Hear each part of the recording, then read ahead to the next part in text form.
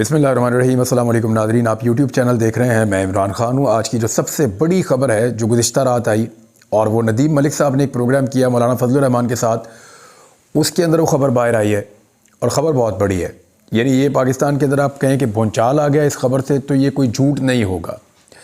जो एक बहुत बड़ी इमारत खड़ी की गई थी कि इमरान ख़ान के ख़िलाफ़ सारी पॉलिटिकल पार्टीज़ का जो एक अदम एतमाद की तहरीक का मामला था वो ऑर्गेनिक था, या वो कुदरती तौर पे जैसे सियासी जमातें इकट्ठी होती हैं, उन्होंने इकट्ठे होकर इमरान खान के ख़िलाफ़ तहरीक अदम एतमाद पेश की और उसके नतीजे में इमरान खान साहब जो है उनकी हुकूमत चली गई। ये एक तासुर दिया जाता था, ये बात बार बार की जाती थी। बल्कि उस दौर की जो एस्टेब्लिशमेंट है वो बार बार ये कहती थी कि एक्चुअली इमरान खान को हमेशा बचाने में हमारा किरदार है, इमरान खान की हुकूमत गिराने में हमारा कभी कोई किरदार नहीं था और हम कभी चाहते भी नहीं थे। ये तो सारी पॉलिटिकल पार्टीज़ ने मिलकर एक मूव किया, उसके नतीजे में वो ये कहते थे कि इमरान खान की हुकूमत चली गई। अब आप ये देखें कि इमरान खान इसके बरक्स एक बयानिया बनाते थे। वो ये कहते थे कि उनकी हुकूमत को साजिश के तहत गिराया गया है और इस साजिश के अंदर वो अमेरिका को भी इल्ज़ाम देते थे कि अमेरिका को क्योंकि इमरान खान साहब पसंद नहीं थे सर्टन रीज़न्स की वजह से। उसकी गहराई में फिर कभी किसी वीलॉग में जाएंगे, बताएंगे अमेरिका को इमरान खान नापसंद क्यों थे, इसके ऊपर एक अलग वीलॉग करेंगे। लेकिन इमरान खान ये कहते हैं कुछ वजूहात की बिना पे अमेरिका मुझे पसंद नहीं करता था और पाकिस्तान के अंदर भी उस वक्त की एस्टेब्लिशमेंट मुझे पसंद नहीं करती थी, तो एक इख्तलाफी सूरत हाल पैदा हो गई और इन दोनों धड़ों ने मिलकर एक साजिश करके मुझे हुकूमत से बेदखल कर दिया और मेरी हुकूमत गिराई गई है। मेरी हुकूमत जो है वो अज़ खुद ऑर्गेनिक तरीके से, या जो एक कुदरती तरीका होता है या नेचुरल वे में मेरी हुकूमत नहीं गिरी। ऐसा नहीं हुआ कि ये एक जमहूरी प्रोसेस था जिसमें हुकूमत इमरान खान की चली गई, बल्कि इमरान खान के बकौल ये जमहूरियत जो है वो सिर्फ दिखाने के लिए एक डेमोक्रेटिक प्रोसेस या एक पार्लिमानी तरीक़ाकार इख्तियार किया गया, लेकिन इसके पीछे वो ये कहते थे एक साजिश है। इससे हमेशा डिनाई किया गया साजिश नहीं है। PMLN ये कहती रही कि हमने खुद किया है। बिलावल ने यह कहा कि मैंने निकाला है इमरान खान को, हमने निकाला है, मैं लेता हूं ये इल्ज़ाम। कहते हैं ना किसने साजिश की थी, तो बिलावल ने कहा मैंने साजिश की थी। तो अपने ऊपर इल्ज़ामात ले रही थी सियासी जमातें, वो कह रही थी जी हमने किया है ये और इसके अंदर कोई साजिश, किसी किस्म की मुदाखलत नहीं है। तो आज उस दौर में जो पाकिस्तान डेमोक्रेटिक मूवमेंट के सरबराह थे मौलाना फजलुर रहमान साहब, वो अब फट पड़े हैं और उन्होंने स्टेटमेंट दिया है। फजलुर रहमान साहब ने जो बयान दिया ये तस्दीक कर रहे हैं उन सारी बातों की जो इमरान खान साहब ने की थी। अब कुछ बड़े बड़े सवालात पैदा हो जाएंगे, इस बयान का एनालिसिस करते हैं, लेकिन पहले आप ये देखें फजलुर रहमान साहब क्या कह रहे हैं। वो ये फरमा रहे हैं कि जनरल रिटायर बाजवा और जनरल रिटायर फैज़, इन दोनों ने सारी सियासी जमातों के कायदीन से मुलाकात की और उन्हें तहरीके अदम एतमाद के लिए कहा, और वो ये क्लेम करते हैं कि उनसे भी कहा गया तहरीके अदम एतमाद के लिए।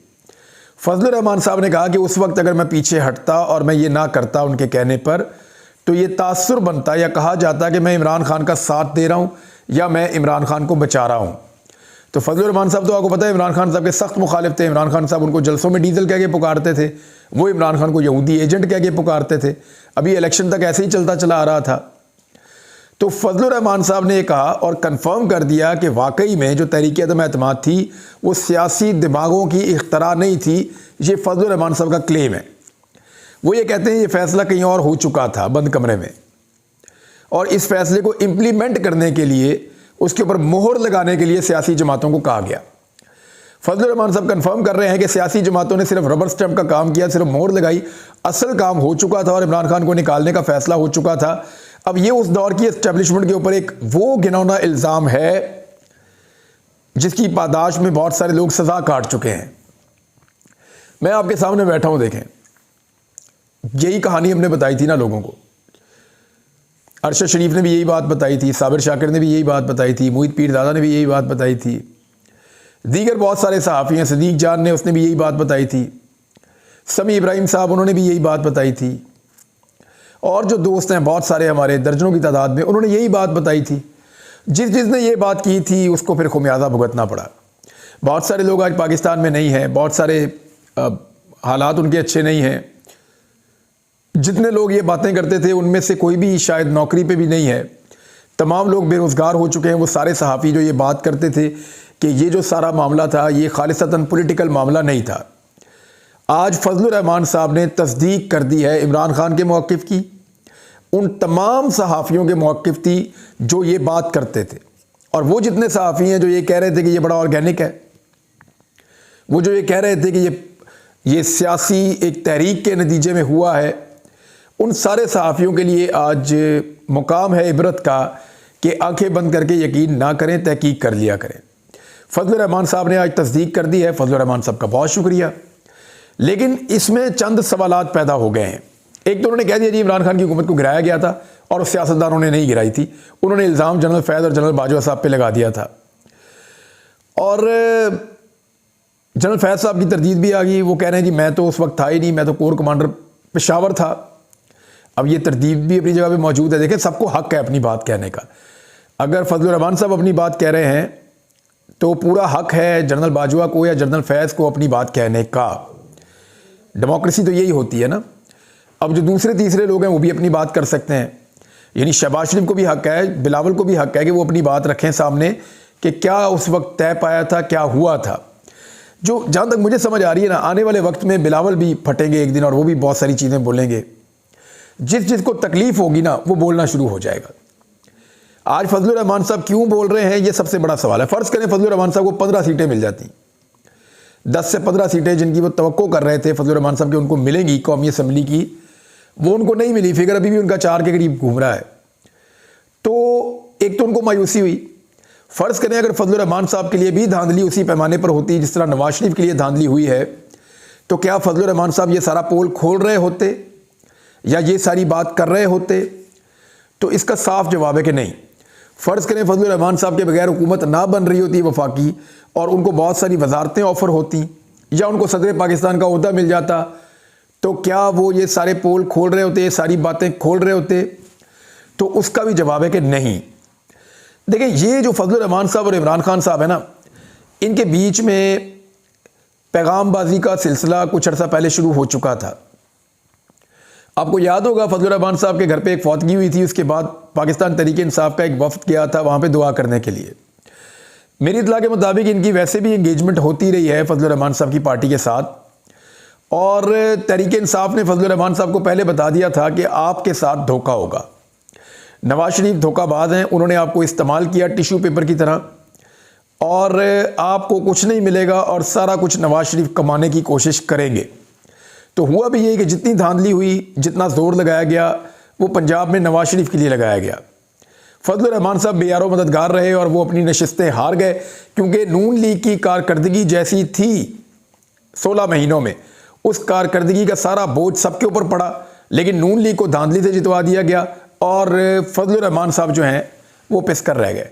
पीपल्स पार्टी को भी ठीक ठाक फ़ायदा हुआ, उन्होंने अपना, आप देख लें किस तरह कराची के अंदर, सिंध के अंदर धांधली होती है, तो वो भी निकल गए। MQM को जैसे सीटें दिलवाई गई, वो तो यानी वो तो यही कहेंगे कि कमाल हो गया, और वो तो कोई नेगेटिव बात करेंगे नहीं। हालांकि MQM को अगर सीटें ना दिलवाई जाती तो वो भी बोल रहे होते, लेकिन फजलुर रहमान साहब बोले हैं, उनको इस बात का अंदाज़ा हो गया कि उन्हें टिश्यू पेपर की तरह इस्तेमाल किया गया, और जब उनका काम मुकम्मल हो गया तो उन्हें बाहर फेंक दिया गया, और अब उनको सीटें भी नहीं दिलवाई जा रही। ये तो हैं जनाब फजलुर रहमान साहब। मैंने कल सुबह के वीलॉग में एक बात की थी, आपको याद हो तो, कि फजलुर रहमान साहब को इसलिए भी सीटें नहीं दिलवाई गई कि ये कल को पोल खोल देते हैं, जैसे इन्होंने आज पोल खोल दिया है। हर बात उन्होंने बता दी है कि जनाब इस तरीके से ये सारा मामला तय हुआ था। तो ये हम सबकी बातों की तस्दीक कर दी फजलुर रहमान साहब ने, बहुत शुक्रिया। लेकिन अब सवाल ये पैदा होता है कि फजलुर रहमान साहब तो बहुत जमहूरी हैं और जमहूरियत में यकीन रखते हैं। पीपल्स पार्टी बहुत जमहूरियत में यकीन रखती है। PMLN तो उनका रवैया और तरह का, वो तो इक़्तिदार की सियासत करते हैं। लेकिन मामला ये है कि ये सियासी जमातें क्यों इस्तेमाल हुई एक ऐसे काम के लिए जो गैर जमहूरी था। यानी अगर कोई गैर जमहूरी हुकूमत इनको कह रही है कि ये वाला काम करो, तो इन्होंने वो काम क्यों किया, ये क्यों इस्तेमाल हुए, ये बड़ा सवाल इनसे पूछा जाना चाहिए। इन्होंने तो खुद बता दिया कि हम कौम के मुजरिम हैं। हमने अच्छी खासी चलती हुई इकॉनमी, अच्छी खासी चलती हुई हुकूमत, माहौल बेहतर की तरफ जा रहा था पाकिस्तान का, उसको तबाह किया, उसको गिराया एक ख्वाहिश के मुताबिक, और उसके बाद पाकिस्तान की हालत बद से बदतर कर दी। ये तो एतराफ़ जुर्म है जो किया जा रहा है। इलेक्शन इस तरह का हुआ पाकिस्तान में कि अब सब लोग जो है वो उस पर उंगली उठा रहे हैं। खुर्रम दस्तगीर ने कहा तो कीचड़ के अंदर गुस्ल हो गया सारों का।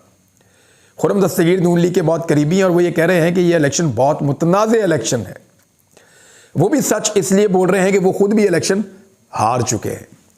तो इलेक्शन हारने वाले हर शख्स को जो है वो हकीकत नज़र आ रही है और जीतने वाले जो हैं, चाहे उनको जिताया गया हो, वो खुशियाँ मना रहे हैं।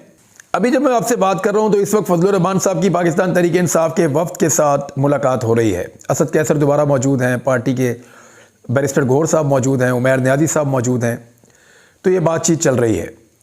देखना ये है कि इसमें नतीजा क्या निकलता है।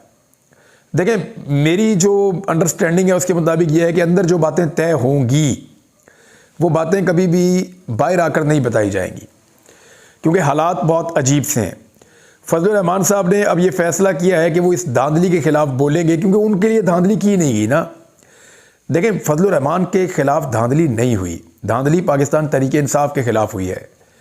लेकिन धांधली में फ़ायदा पहुँचाया गया नवाज शरीफ को, फजलुर रहमान साहब को फ़ायदा नहीं पहुँचाया गया। इस चीज़ की उनको तकलीफ़ है और अब वो जो है वो एक दूसरी तरफ की सियासत करेंगे, एंटी PMLN या एंटी PDM। कल तक वो उसी के सरबराह थे, उन्हें लग रहा था उनको सदारत का या कोई बड़ा ओहदा मिल जाएगा। अब देखना ये है कि फजलुर रहमान साहब को क्या दिया जा सकता है खामोश रखने के लिए। लेकिन जो उन्होंने कर छोड़ा है ना, जो फैक्ट्स उन्होंने बता दिए हैं, देखिए फजलुर रहमान साहब 2-3 दिन से इंटरव्यूज़ दे रहे हैं और वो हल्की हल्की डोज बढ़ा रहे थे और इंतज़ार कर रहे थे उनसे रब्ता किया जाएगा, उनसे रब्ता किया ही नहीं गया। तो फ्रस्ट्रेशन के अंदर उन्होंने आके सारी बातें वो बता दी जो बातें शायद वो कभी ना बताते, और ये बातें बताने से तमाम सियासी जमातों का भारी नुकसान हुआ है। और पाकिस्तानियों का ये मौक़िफ़, यानी जिस पाकिस्तानी ने आज इमरान खान को वोट डाला ये सोचकर कि इमरान खान को साजिश के तहत निकाला गया था, उस पाकिस्तानी को अब फ़ख्र होगा कि उसने ठीक वोट डाला है। अच्छा, तहरीक इंसाफ ने एक और बात क्लियर कर दी है कि पीपल्स पार्टी और नून लीग के साथ तो तहरीक इंसाफ इत्तेहाद नहीं कर रही। हत्ता कि उन्होंने MKM का नाम भी लिया, MKM के साथ भी वो इत्तेहाद फ़िलहाल तो नहीं कर रहे। और चौधरी परवेज़ इलाही से चौधरी शुजात हुसैन की बड़े लंबे अरसे के बाद मुलाकात हुई है।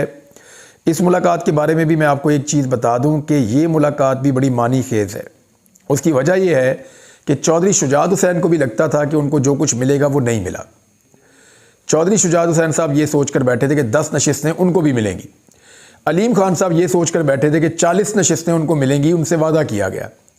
लेकिन ना अलीम खान साहब की पार्टी को 40 नशिस्तें मिली, ना फजलुर रहमान साहब की पार्टी को जो है वो 10 से 15 सीटें मिली, ना काफ लीग को 10 सीटें मिली। तो अब ये फ्रस्ट्रेशन बढ़ रही है। अलीम खान का क्योंकि पाकिस्तान में स्टेक बहुत बड़ा है, बहुत सारा कारोबार बिजनेस फैला हुआ है, तो वो खुल के सामने आ नहीं सकते। लेकिन उनके चेहरे के ऊपर जो उनकी एक उदासी है या बेचैनी है वो दिखाई दे रही थी जब मरीम नवाज़ को वज़ीर आला पंजाब के लिए नामज़द किया जा रहा था।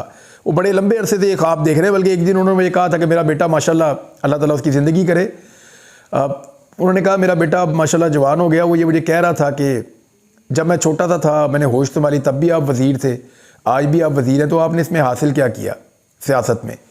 ये अलीम खान ने मुझे कहा था। तो उनको वज़ीर से आगे कुछ बनना था। तो अब तो फिर वजारत ही मिल सकती है, वजारत आला तो मिल नहीं रही। तो ऐसी सूरत हाल में अलीम खान साहब के लिए भी बड़ी ऑकवर्ड सिचुएशन है कि इतना सारा कुछ दाव पे लगाने के बाद, क्योंकि तरीन साहब तो अपनी इज्जत बचा के निकल गए, उन्होंने तो 2 सीटें हारी, उन्होंने कहा दफ़ा करो, मैं निकलता हूँ, मैं सियासत करता ही नहीं। वो तो रिटायरमेंट लेकर निकल गए। अलीम खान साहब अभी तक बीच में फंसे हुए हैं और पहले वो रिटायरमेंट एक दफ़ा ले चुके हैं उस्मान बुज़दार के दौर में, इमरान खान के दौर में। अब दोबारा देखना है कि वो सियासत से रिटायरमेंट कब तक लेते हैं, क्योंकि ख़ासे बदमज़ा हुए हैं अलीम खान साहब भी। अब आ जाए इस बात पे कि धांधली पे तहरीक इंसाफ क्या करने जा रही है। तो ये एक बहुत बड़ा प्लान है तहरीक इंसाफ का जिसके ऊपर वो अमल करने जा रही है। तो इमरान खान साहब ने अमेरिका को कहा और यूरोपीय ममालिक को कहा कि आप पाकिस्तान में जो धांधली हुई है उसके ऊपर सख्त नोटिस लें, और वो ममालिक ले भी रहे हैं। वो बार बार सवालात उठा रहे हैं पाकिस्तान का अंदरूनी मामला, अगर हम इंतखाबात ठीक करवाते तो दुनिया हमारे मामलात के अंदर मुदाखलत ना करती, लेकिन हमने इंतखाबात ठीक करवाए ही नहीं। वेरी अनफॉर्चुनेट, बड़ी बदकिस्मती है पाकिस्तान की। अब तहरीक इंसाफ जो करने जा रही है ये बहुत बड़ा आइडिया है।